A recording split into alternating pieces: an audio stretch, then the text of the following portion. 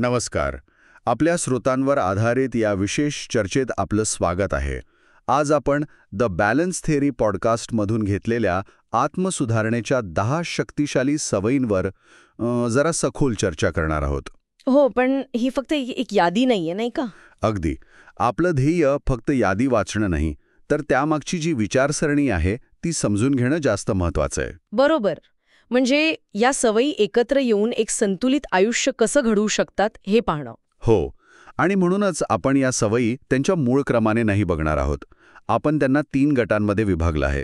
पहिला गट आहे पाया रचण्याचा, म्हणजे ऊर्जा आणि लक्ष. हां. दुसरा आहे एक प्रणाली तयार करण्याचा, वेळ आणि ध्येयांसाठी.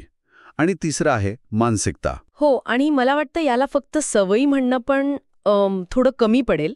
ज्या प्रकारे या स्रोतामध्ये हे मांडलंय ती एक जीवनशैली घडवण्याची प्रक्रिया आहे. जीवनशैली छान शब्द आहे. हो, सवय ही एक कृती असते, पण जीवनशैली म्हणजे त्या कृतींमधून तयार झालेली आपली ओळख. वा, खूपच छान सुरुवात. चला तर मग पहिल्या गटाकडे वळूया. पाया रचणे. कोणतीही मोठी इमारत बांधण्याआधी पाया मजबूत लागतो. अगदी. इथे आपला पाया आहे शारीरिक ऊर्जा आणि मानसिक लक्ष. आणि यातली पहिली सवय शारीरिक हालचाल. आता हे ऐकल्यावर काहींना वाटेल की रोज जिममध्ये जाऊन घाम गाळायला हवा. जो एक गैरसमज असतो कायम. बरोबर. पण ह्या पॉडकास्टमध्ये एका गोष्टीवर खूप भर दिलाय. प्रकार महत्वाचा नाही, सातत्य महत्वाचं आहे. हो. मग ते जिम असो, पिलाटेस, साधं चालणं किंवा योगा. महत्वाचं म्हणजे जेव्हा आपण स्वतःला दिलेला शब्द पाळतो तेव्हा आपली इच्छाशक्ती सुद्धा मजबूत होते. आणि इथेच मन आणि शरीराची जोडणी दिसून येते. हा मुद्दा त्या स्रोतामध्ये खूप सुंदरपणे मांडला आहे. शारीरिक हालचाल म्हणजे फक्त कॅलरी जाळणं नाही. हालचाल करताना आपल्या शरीराच्या क्षमता ओळखणं, आपल्या आसनात होणारी सुधारणा अनुभवणं आणि ते फील गुड हॉर्मोन्स. हो, व्यायामानंतर जे वाटतं ते. अगदी. हा सगळा अनुभव महत्वाचा आहे. हा एक प्रकारे मानसिक विकासासाठी आपण तयार करत असलेला शारीरिक पाया आहे. खरंय. आणि याच उत्साही मनाला जपण्यासाठी पुढची सवय तर मला आजच्या काळात सर्वात जास्त आव्हानात्मक वाटते. कोणती? नो फोन नियम. अच्छा. म्हणजे दिवसाचे पहिले 2 तास आणि रात्रीचा शेवटचा 1 तास फोन डू नॉट डिस्टर्ब मोडवर ठेवणं. बापरे. हं. दिवसाचे पहिले 2 तास फोन नाही, हे ऐकायलाच किती कठीण वाटते. बरोबर. आणि म्हणूनच ही सवय इतकी प्रभावी आहे. याचा थेट संबंध आपण आपलं लक्ष कुठे आणि कसं केंद्रित करतो याच्याशी आहे. म्हणजे विचार करा, सकाळी डोळे उघडल्याबरोबर आपण नोटिफिकेशन्स पाहतो आणि आपलं मन क्षणात 10 वेगवेगळ्या दिशांना धावू लागतं. खरंय. आपण दिवसाची सुरुवात प्रतिक्रिया देत करतो, नियोजन करून नाही. अच्छा. हा नियम आपल्याला दिवसाची सुरुवात शांतपणे स्वतःवर लक्ष केंद्रित करून करण्याची संधी देतो. आणि रात्रीच्या वेळेबद्दल काय? रात्री तर हे आणखी महत्वाचं आहे. ते स्क्रोलिंग करताना आपल्या मेंदूला जे डोपामिन हिट मिळतात ना, हो, ते शांत झोपेसाठी पूर्णपणे विरुद्ध आहेत. या नियमामुळे आपण ठरवतो की आपलं लक्ष कधी विचलित होऊ द्यायचं. म्हणजे आपल्या ऊर्जेचा आणि वेळेचा रिमोट कंट्रोल आपल्या हातात येतो. अगदी. सुरुवातीला विचित्र वाटेल, पण काही दिवसांनी जी शांतता मिळते ती अतुलनीय असते. म्हणजे फोन बाजूला ठेवून मिळवलेली ही शांतता आणि ऊर्जा टिकवायची असेल तर शरीराला योग्य इंधनही पुरवायला हवं, नाही का? बरोबर. आणि इथेच पुढच्या 2 सवयी महत्वाच्या ठरतात. चौथी आहे स्वतःचं जेवण बनवणे आणि 5वी रविवारचं नियोजन. हो, आणि या खूप साध्या वाटतात पण यांचा प्रभाव खूप मोठा आहे. कसा? या माहितीमध्ये याला ऊर्जा व्यवस्थापन असं म्हटलं आहे. बाहेरून मागवलेलं जेवण सोपं वाटतं, पण त्यावर आपलं नियंत्रण नसतं. अगदी. घरी बनवलेल्या जेवणामुळे शरीराला शुद्ध ऊर्जा मिळते, पण अनेकांची तक्रार असते की वेळ कुठे आहे. हो, तीच तर खरी अडचण आहे. आणि इथेच 5वी सवय कामाला येते, रविवारचं नियोजन. अच्छा. त्या पॉडकास्टमध्ये एक उत्तम युक्ती सांगितली आहे. शनिवारी किराणा सामानाची यादी करून ऑर्डर द्यायची आणि रविवारी 2-3 तास काढून आठवड्याभरासाठी काही तयारी करून ठेवायची. म्हणजे अख्खा आठवडा आज जेवणात काय बनवू या रोजच्या डोकेदुखीपासून सुटका. बरोबर. ही तर खूप मोठी मानसिक शांती आहे. यालाच म्हणतात प्रोॲक्टिव्ह राहणं. तर आता पाया रचला गेलाय आपल्याकडे. शारीरिक ऊर्जा आहे आणि मानसिक लक्षही आहे. पण या ऊर्जा आणि लक्षाचं करायचं काय? त्याला योग्य दिशा कशी द्यायची? आणि इथेच दुसरा गट येतो, प्रणाली तयार करणे. म्हणजे एक सिस्टम बनवणे. आणि यातली तिसरी सवय आहे संघटन. हो, या स्रोतामध्ये एक वाक्य आहे जे मला खूप आवडलं. कोणतं? आपल्या डोक्यात जर गोंधळ असेल तर तो आपल्या कामात आणि आयुष्यातही दिसू लागतो. खरंय. संघटन म्हणजे तोच गोंधळ कमी करणं, त्या गोंधळाला एका प्रणालीमध्ये बसवणं. त्यासाठी काही ॲप्सची नावंही दिली आहेत, सुनामा आणि कॅलेंडली. हो, सुनामा तुमची सगळी कॅलेंडर्स एकत्र आणतं, कामाची, वैयक्तिक, सगळी. आणि कॅलेंडली बैठका ठरवण्यासाठी? पण हे फक्त ॲप्सबद्दल आहे की यामागे काही मोठा विचार आहे? खूप चांगला प्रश्न आहे. ॲप्स ही फक्त साधनं आहेत.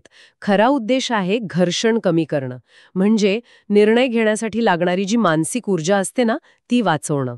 अच्छा. मग ते कॅलेंडर एकत्र आणणं असो किंवा दीर्घकालीन ध्येयांसाठी एक साधं गुगल डॉक वापरणं असो, जेव्हा गोष्टी संघटित असतात तेव्हा स्पष्ट विचारांसाठी आपल्या डोक्यात जागा निर्माण होते. आणि याच स्पष्टतेमुळे आपल्याला कळतं की काय महत्वाचं आहे आणि काय नाही, जी आपल्याला पुढच्या म्हणजे 8व्या सवयीकडे घेऊन जाते, प्राधान्यक्रम स्पष्ट करणे. हो, आणि यासाठी त्या पॉडकास्टमध्ये एक अप्रतिम चौकट दिली आहे. आपले प्राधान्यक्रम 2 याद्यांमध्ये विभागण्याचा सल्ला दिला आहे. अत्यावश्यक गोष्टी आणि इच्छित गोष्टी. नॉन निगोशिएबल्स आणि वॉन्ट्स. बरोबर. अत्यावश्यक गोष्टी म्हणजे त्या ज्या केल्या नाहीत तर आपलं आरोग्य, नाती किंवा मानसिक समाधान धोक्यात येऊ शकतं. स्रोतामधलं उदाहरण खूप छान आहे. नात्यासाठी आठवड्यातून एकदा डेट नाईट ही अत्यावश्यक असू शकते. ती नात्याला टिकवून ठेवते. पण आठवड्यातून दुसरी डेट नाईट ही इच्छित गोष्ट असेल, म्हणजे ती केली तर चांगलंच, पण नाही केली तर नातं तुटणार नाही. अगदी. यामुळे होतं काय की आपल्या मोकळ्या वेळेसाठी एक मेनू तयार होतो. जेव्हा आपल्याकडे रिकामा वेळ असतो तेव्हा तो टीव्ही समोर वाया घालवण्याऐवजी आपण आपल्या इच्छित गोष्टींच्या यादीतून काहीतरी निवडू शकतो. म्हणजे आपण आपला वेळ जाणीवपूर्वक वापरतो. पण इतकं सगळं नियोजन, प्राधान्यक्रम, प्रणाली, असं वाटतंय की आपण आयुष्य जगायचं सोडून एक यंत्रमानव बनतोय. नाही. प्रत्येक मिनिटाचा हिशोब ठेवायचा का? नाही. आणि म्हणूनच नवी सवय मला सर्वात जास्त आवडली. कोणती? ती आहे विना नियोजन वेळ. No agenda time. म्हणजे आठवड्यात काही तास असे ठरवून बाजूला काढायचे ज्यात काहीही नियोजन नाही, काहीही नाही. अरे वा, म्हणजे पूर्ण स्वातंत्र्य. हो, पण इथे एक विचार करण्यासारखा मुद्दा आहे. जास्त शिस्त हानिकारक ठरू शकते का? हा वेळ तो समतोल साधतो, पण या वेळेचा उद्देश पलायन नाही तर रिचार्ज होणं आहे. त्या क्षणी जे मनापासून करावंसं वाटेल ते करण्याची मुभा. यामुळे आपली दिनचर्या तुरुंगासारखी वाटत नाही. अगदी. वा, तर पाया तयार आहे, प्रणाली जागेवर आहे, पण या सगळ्यावर चालणारं सॉफ्टवेअर म्हणजे आपली मानसिकता. बरोबर. आणि इथेच तिसरा आणि शेवटचा गट येतो, मानसिकता विकसित करणे. यातली 6वी सवय आहे सतत शिक्षण. या माहितीनुसार आत्मसुधारणेचा प्रवास कधी न संपणार आहे. आपण कधीच पूर्ण शिकलेलो नसतो. ही सवय शिकण्याला आपल्या दिनचर्येचा भाग बनवते. जसं की आठवड्यातून एकदा चालताना एखादा माहितीपूर्ण पॉडकास्ट ऐकणे किंवा एखादं पुस्तक वाचणे. हो. आणि शिकण्याचे विषय आपल्या आयुष्याच्या टप्प्यानुसार बदलू शकतात, नाही का? बरोबर. जसं की त्या पॉडकास्टचा वक्ता सांगतो की तो सध्या गर्भधारणेबद्दल शिकत आहे. कारण ते त्याच्या आयुष्यातील सध्याच्या टप्प्याशी संबंधित आहे. मुद्दा हा आहे की आपली शिकण्याची उत्सुकता नेहमी जागृत असावी. बरोबर. आणि यानंतर येते 7वी सवय, माइंडफुल सवय. ही सवय स्वतःशी जोडले जाण्यासाठी कोणत्याही विचलनाशिवाय वेळ आणि जागा निर्माण करण्याबद्दल आहे. म्हणजे ध्यानधारणा, मेडिटेशन. ध्यान हा त्याचा एक भाग असू शकतो, पण तोच एकमेव मार्ग नाही. अच्छा. जर्नलिंग करणं म्हणजे आपले विचार लिहून काढणं किंवा शांतपणे काही विचार न करता चालणं, हे सुद्धा असू शकतं. यामागील मुख्य विचार खूप खोल आहे. आपण कायम बाहेरच्या जगात कनेक्टेड असतो. ही सवय आपल्याला स्वतःच्या आत कनेक्ट व्हायला शिकवते. म्हणजे स्वतःच्या आत डोकावून पाहिल्याशिवाय केलेली कोणतीही सुधारणा ही केवळ अनुमानांवर आधारित असेल. अगदी. आपल्या वास्तविक स्थितीवर नाही, आपल्याला नक्की काय वाटतंय हे समजून घेणं महत्वाचं आहे. अगदी बरोबर. आणि आता आपण शेवटच्या आणि माझ्या मते सर्वात महत्वाच्या सवयीकडे आलो आहोत. 10वी सवय. हो, लवचिकता, फ्लेक्सिबिलिटी.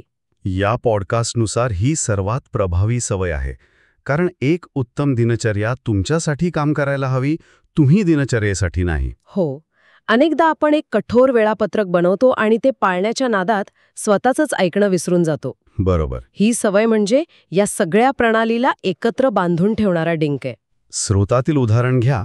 समजा तुम्ही जिममध्ये जाण्याचं ठरवलं आहे, पण तुम्हाला खूप थकवा जाणवत आहे किंवा झोप झालेली नाही. हो, अशा वेळी कठोर न राहता जिमऐवजी फक्त चालायला जाणं ही लवचिकता आहे. हे स्वतःला दोष देण्याऐवजी स्वतःची काळजी घेणं आहे. अगदी.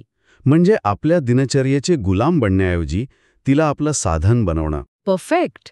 लवचिकता आपल्याला आपल्या शरीराचे आणि मनाचे ऐकण्याची संधी देते, जे आत्मसुधारणेचं मूळ उद्दिष्ट आहे. कठोरपणा आपल्याला तोडतो, तर लवचिकता आपल्याला टिकवून ठेवते. तर ह्या सगळ्याचा अर्थ काय? ह्या केवळ 10 वेगवेगळ्या सवयी नाहीत. तर ही एक एकमेकांशी जोडलेली जिवंत प्रणाली आहे. हो, शारीरिक हालचाली आणि चांगल्या जेवणातून ऊर्जा निर्माण करायची, संघटन आणि प्राधान्यक्रमामधून त्या ऊर्जेला योग्य दिशा द्यायची, आणि सतत शिकण्याची व परिस्थितीनुसार जुळवून घेण्याची मानसिकता जोपासायची. अगदी बरोबर. आणि यातील मुख्य कल्पना ही आहे की एक चांगली दिनचर्या तुम्हाला बांधून ठेवत नाही, तर स्वातंत्र्य देते. स्वातंत्र्य? हो, ती तुम्हाला जीवनातील अनिश्चिततेचा सामना करण्याची स्पष्टता आणि ऊर्जा देते. जेव्हा तुमच्या आयुष्यात काही अनपेक्षित घडतं, तेव्हा हीच संघटित प्रणाली तुम्हाला तो धक्का सहन करण्याची ताकद देते आणि पुन्हा उभं राहण्यास मदत करते. बरोबर. आजची चर्चा आपल्याला एका महत्त्वाच्या विचारासोबत सोडून जाते. या स्रोतामध्ये जाणीवपूर्वक आयुष्य जगण्यासाठी दिनचर्या तयार करण्याबद्दल सांगितलं आहे. मग विचार करण्यासारखी गोष्ट ही आहे की नवीन सवयी जोडण्याआधी आपल्या सध्याच्या कोणत्या सवयी नकळतपणे आपण बनवू इच्छित असलेल्या आयुष्याच्या विरुद्ध काम करत आहेत? खूप खोल प्रश्न आहे हा. आणि या आठवड्यात आपण त्यापैकी कोणत्या एका सवयीमध्ये अगदी छोटासा सकारात्मक बदल करू शकतो